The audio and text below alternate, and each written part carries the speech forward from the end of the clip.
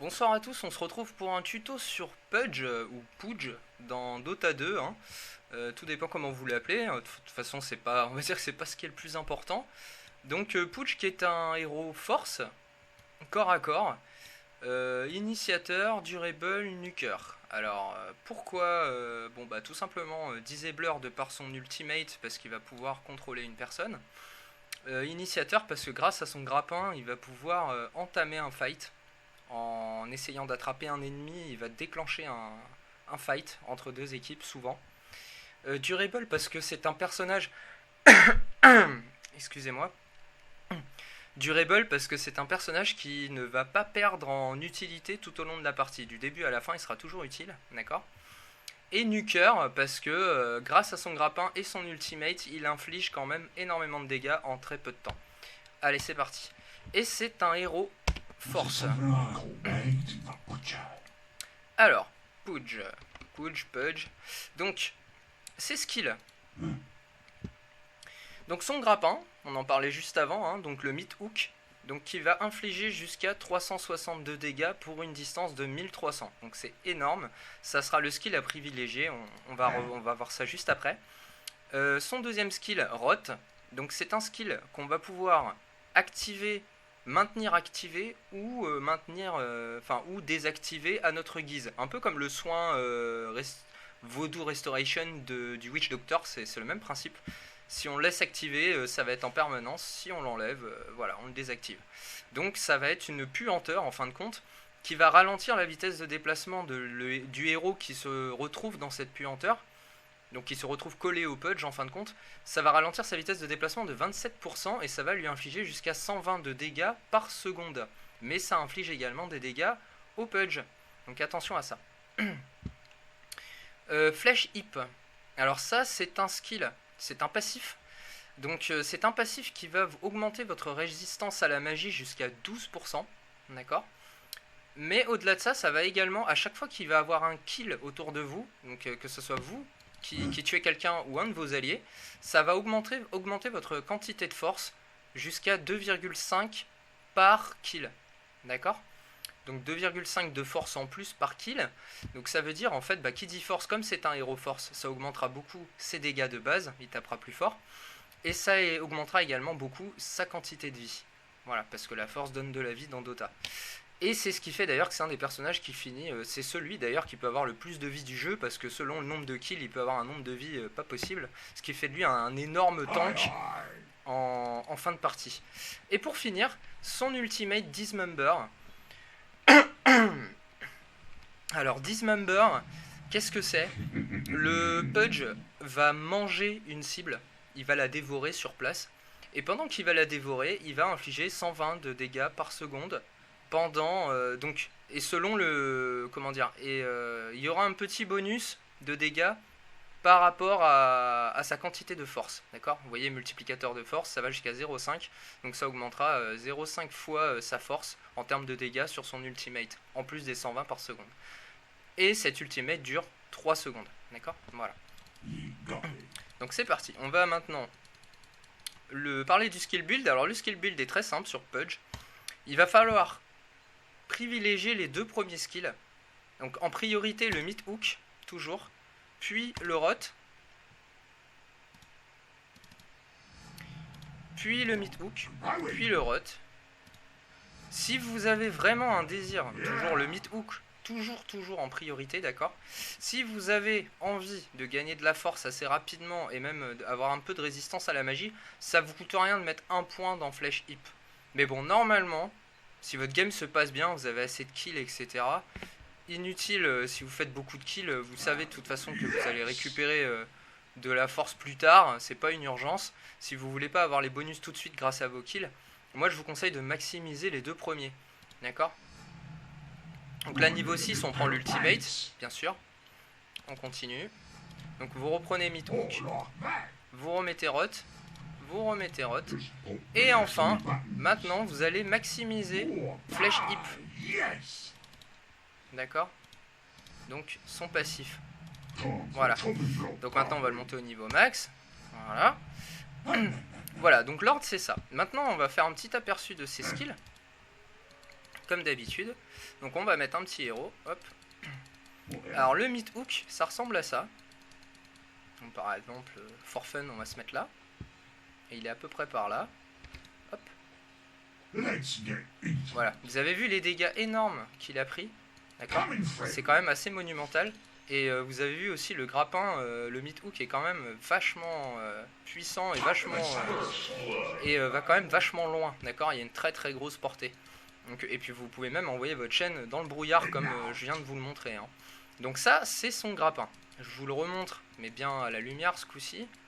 Ça donne ça. Voilà. Alors vous allez me dire pourquoi tu cliques pas sur l'ennemi quand tu veux le hook. Bah, tout simplement parce que si vous cliquez sur l'ennemi, il suffit que cet ennemi se déplace pendant ce temps-là. Vous voyez, il a esquivé. D'accord? Donc c'est un gros défaut. Il faut surtout pas cliquer sur l'ennemi. Il faut cliquer par terre dans la direction de l'ennemi. Tout comme d'ailleurs, si je veux essayer de le choper là, bon là ça va être difficile parce qu'il faut que je maîtrise les deux mecs en même temps. C'est un peu délicat. Mais bon, on va essayer. Je garantis pas la réussite du truc, hein, parce que avec les deux personnages ça va être chaud. Ouais, je suis trop lent pour changer de personnage. Mais si vous voulez, quand vous cliquez par terre, en fait, vous pourrez à moitié, si vous voulez, vous aurez plus de facilité à prédire le mouvement du push, enfin de l'ennemi. Voilà. Vous voyez, là, il était en plein déplacement, il a foncé sur la chaîne. C'est le but. C'est pour ça que si vous prenez l'habitude de viser le type quand il est immobile, de cliquer sur lui, vous allez avoir des problèmes pour hook un mec qui se balade, qui est en plein déplacement. Donc prenez l'habitude de cliquer par terre, dans la direction à peu près où vous jugez qu'il va arriver, le temps que la chaîne arrive à l'endroit que vous avez ciblé. D'accord? Donc voilà, c'est un conseil que je vous donne. Ça, c'est le Meat Hook. Le rot, ça donne ça. Donc ça, c'est sa puanteur. Donc vous appuyez sur E et ça va l'activer tout le temps. Ça ressemble à ça. Et vous voyez, la vie du punch descend, hein, au fur et à mesure. Donc bah là, si vous allez sur votre cible, vous voyez, ça lui fait très mal. Et il est ralenti. Il court moins vite. Par contre, dès qu'il sort, voilà, il récupère sa vitesse de déplacement. Vous voyez, donc ça lui fait énormément de dégâts et ça le ralentit. Voilà, donc ça ressemble à ça. Donc vous voyez, là j'ai 4. Donc ça en fait c'est le passif. Flèche hip. Comme j'ai tué 4 fois le axe, j'ai gagné 4 fois le... J'ai gagné 4 bonus. 4 fois le bonus de flèche hip. Donc... Du coup 4 fois 2,5 de force. Donc vous voyez ma vie augmente en fin de compte. Je vais vous montrer en le tuant encore une fois. Donc là je suis à force, je suis à 102 plus 30. D'accord? Donc c'est le 102 qui va nous intéresser. Il faut bien le regarder. Quand il va mourir... Bah, le 102, ah bah non, c'est le plus 32, pardon. C'est le plus 32 qu'il fallait regarder. J'étais à plus 30, donc il est bien passé à 32. On va recommencer. 35, vous voyez? Voilà. Et donc mes dégâts augmentent et ma vie également. Je suis à 2764. Alors qu'à l'instant, j'y étais pas. Hein. Donc on le refait par exemple. 2821, vous voyez, sa vie augmente à chaque fois. Donc ça, c'est votre passif qui fait ça. Voilà. Et enfin, pour finir, l'ultimate.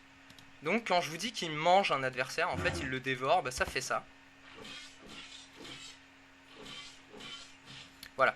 Alors la clé de cet ultimate, c'est de le combiner à votre rot. Donc en fait, vous allez ultimate le type et vous allez rot en même temps. Pour combiner les dégâts, le dégât des deux en fin de compte. D'accord? Ça va faire que bah, la cible va prendre beaucoup plus cher. Ou sinon vous pouvez faire le rot avant et le manger après, ça revient au même. Mais là du coup vous combinez les deux et la cible prend beaucoup plus de dégâts. D'accord? Donc après le combo en fait ça va être ça. Il va falloir hook, donc grappin le type, rot et l'ultimate. Voilà, le combo c'est ça en fait, d'accord? Voilà. Donc voilà, en ce qui concerne les skills de Pudge, c'est ça. Donc l'item build maintenant, donc en fait ce que je vous conseille sur Pudge, il vous conseille la Tranquil Boot. Alors moi je suis pas tout à fait d'accord, encore une fois la Tranquil Boot, non je la conseille pas. Au début en tout cas je vous conseillerais une bottle parce que vous manquez pas mal de mana et vous serez middle avec le Pudge en général. Donc une bottle ça vous permettra de vous régénérer. D'accord, bon bah là mon mana, ah oui mais je suis en sort libre. Donc je vais renvoyer, voilà, vous voyez mon mana est descendu, vous utilisez votre bottle, le mana remonte plus vite. Voilà, au début ça vous servira à ça et comme je vous ai dit dans la partie 2 du tuto, pour apprendre à jouer. En récupérant les runes, vous aurez la possibilité de re-remplir votre bottle. Donc voilà, bon, ça c'est vraiment pour le début de partie. Mais après, si on attaque vraiment l'équipement, donc en bot, je vous conseille, il y a deux solutions. Soit vous restez sur la Boots of Speed, soit, si vous voulez l'améliorer parce que vous manquez de mana, je vous conseille l'Arcane Boots pour vous rendre du mana, parce que voilà, il n'a pas beaucoup de mana et à force d'envoyer des chaînes et d'envoyer votre ultimate, ça va vous prendre énormément de mana, vous allez vous retrouver souvent à court. L'Arcane Boots pourra vous soulager pour ça. Donc je vous conseille de partir sur l'Arcane Boots. Ensuite de ça, en deuxième objet, je vous conseillerais de partir sur... sur Laser Lance, d'accord, qui va augmenter votre quantité de mana, votre régénération de vie, et qui va augmenter la portée de vos sorts de plus 200, d'accord.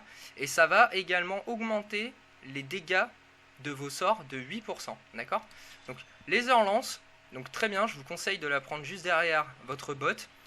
Normalement, ce que vous pouvez faire, c'est que une fois... Si vous voulez, en fait, dans Laser Lance, j'ai pas précisé, je m'embrouille un petit peu là, enfin je veux aller trop vite, je sais pas ce que je fais, mais c'est pas terrible. Faut que je prenne mon temps. Dans l'Arcane Boots que vous avez ici, vous avez un Energy Booster. Et pour faire Laser Lance, il faut un Energy Booster. Vous voyez, il faut un Energy Booster, un Ring of Ilf et une recette. Donc ce que vous pouvez faire, si vous partez sur l'Arcane Boots au début, vous pouvez éventuellement la désassembler. Une fois que vous avez assez d'argent, que vous avez déjà acheté le Ring of Ilf et la recette, vous désassemblez votre Boots of Speed, d'accord. Donc on va acheter le Ring of Ilf et la recette de Laser Lance. Vous reprenez votre Energy Booster, ça vous donnera Laser Lance et vous pouvez récupérer votre bot classique après. Voilà, d'accord. Donc voilà, ça c'est une bonne option.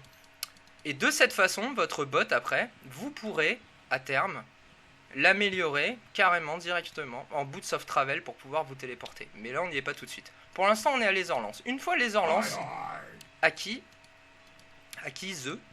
on va repartir. Prochain objet, je vous conseillerais de partir soit sur une Blink Dagger, d'accord, soit sur un Force Staff, soit sur un Aghanim Scepter. Alors là, j'ai envie de vous dire, ça va beaucoup dépendre de la partie. La Blink, c'est pratique dans le sens où pour faire des chaînes, des hooks sur lesquels les ennemis ne s'y attendront pas. Par exemple, on met un ennemi là, en admettant, vous êtes ici, vous achetez une Blink. L'ennemi vous voit, il se doute que vous allez lui lancer le grappin ici, d'accord. Et bah grâce à la Blink, vous pourrez faire ça, ça. Et là, il s'y attend pas.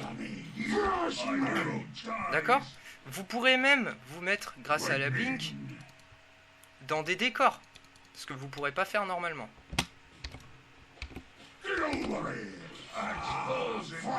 D'accord. Vous voyez, là, je suis en haut de la falaise. J'aurais jamais pu y aller sans la Blink. Donc l'ennemi ne s'y attendra pas. En fait, la Blink, c'est vraiment sympa pour les effets de surprise. Donc n'hésitez pas à jouer Blink.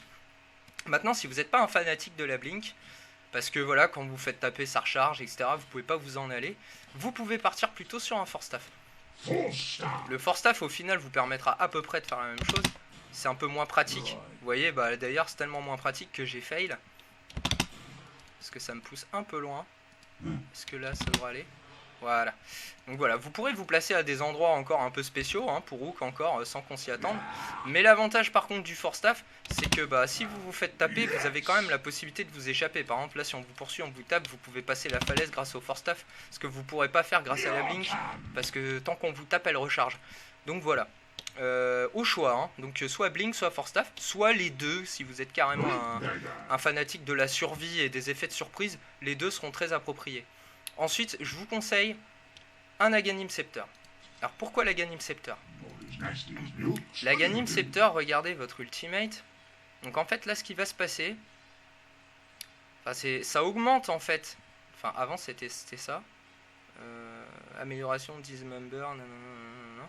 En fait ça augmente les dégâts de votre ultimate. D'accord? Et en plus de ça, maintenant, donc non seulement ça augmente les dégâts de votre ultimate, donc votre ultimate fait plus mal, mais en plus de ça, quand vous allez dévorer votre cible, grâce à l'Aghanim, ça va vous rendre de la vie maintenant, ça va vous régénérer. Regardez, donc je vais me faire des dégâts avec Rot. On va faire descendre un peu ma vie. C'est quand même assez long. J'ai accumulé trop de force à force d'en tuer plein. Voilà, bon là je me suis fait relativement mal. Bon. Maintenant je vais sur l'adversaire et je l'ultime. Regardez ma vie. Vous voyez, elle remonte quand même relativement bien.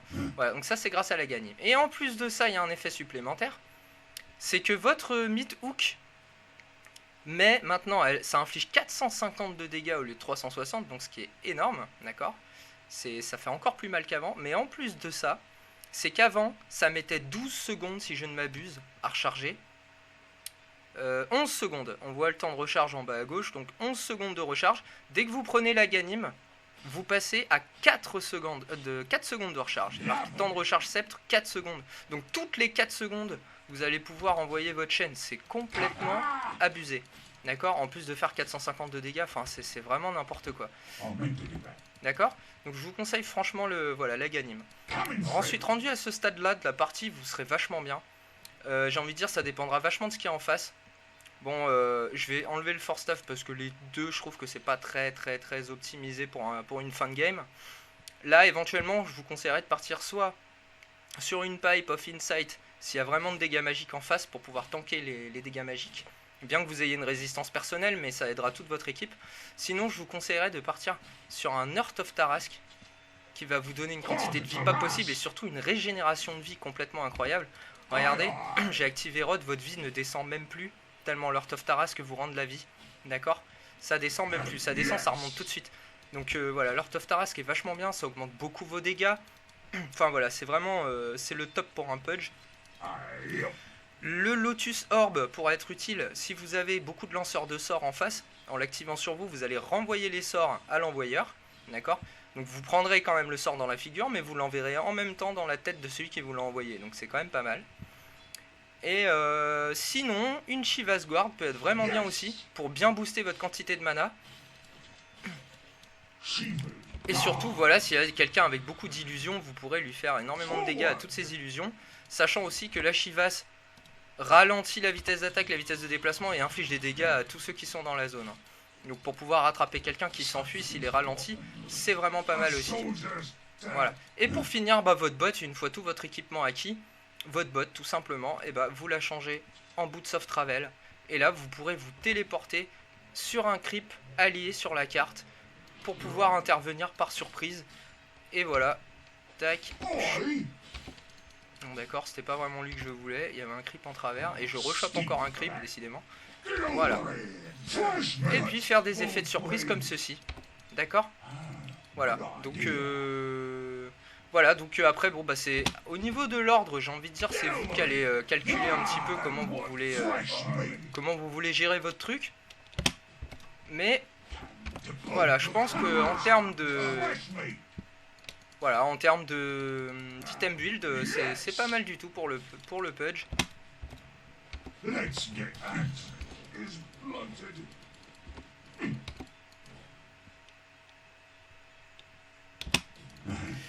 Voilà, donc j'ai fini mon petit tuto sur le Pudge. Donc voilà, hein, pour faire un petit récap vite fait. Donc votre bot, vous pouvez la mettre en Arcane Boots et enfin la désassembler pour finir votre Ether Lance. Une fois les Ether Lance acquises, vous partirez soit sur une Blink ou un Force Staff, tout dépend de vos goûts. Ensuite, je vous conseillerais de rusher la Ganim Scepter. Et enfin, pour les deux derniers objets, j'ai envie de dire ça va être vraiment situationnel. Ça peut être une pipe, une Shiva's Guard. Moi personnellement, je privilégie toujours l'Heart of Tarrasque parce que c'est toujours utile quelles que soient les circonstances. Maintenant, c'est à vous de voir. Voilà, j'espère que ce guide vous donnera un gros coup de main pour jouer Pudge. C'est un héros très fun à jouer, hein. Pas très compliqué, il demande un petit peu d'exercice sur le mid-hook, mais sinon il n'y a rien d'infaisable. Hein. Voilà. Allez, à la prochaine sur Itachi Gaming. Ciao.